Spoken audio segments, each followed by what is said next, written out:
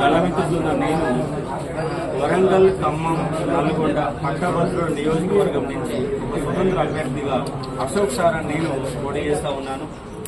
నిరుద్యోగులందరికీ నీ సుపరిచితం.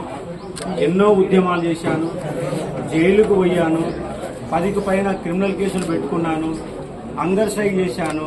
కాబట్టి నిరుద్యోగుల తరఫున కొట్లాడుతున్నటువంటి అశోక్ సార్కి ఈ 3 జిల్లాల పట్టభద్రులందరూ కూడా గెలిపించి నన్ను ఆశీర్వదిస్తే చట్టసభలలో మీ వాణిని వినిపించి ప్రభుత్వం ఇచ్చినటువంటి 75% స్థానిక కోటా అమలు కోసం అవసరమైతే రాష్ట్ర వ్యాప్తంగా పాదయాత్ర చేసైనా ప్రైవేటు రంగంలో ఉద్యోగాలు సాధిస్తాను.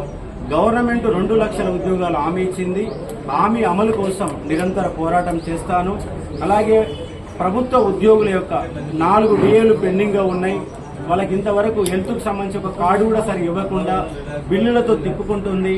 గురుకుల ఉద్యోగాలని ఇబ్బందుల పాలు చేస్తూ ఒక టార్చర్ ఉద్యోగాలు చేస్తున్నారు గురుకుల అధ్యాపకులు. వాళ్ళ తరపున నిలబడి జీవో నెంబర్ 46, 317 జీవోలని తొలగించే వరకు నా పోరాటాన్ని కొనసాగిస్తాను. గ్రూప్ 2లో దాదాపుగా 783 పోస్టులకు అదనంగా మరో 1000 పోస్టులు పెంచడం కోసం రేపు జూన్ 5వ తారీఖు నుంచి మళ్లీ 2వసారి ఆమరణ నిరాహార దీక్ష దిగుతానని ఈ పత్రికాముఖంగా స్పష్టం చేస్తా ఉన్నాను.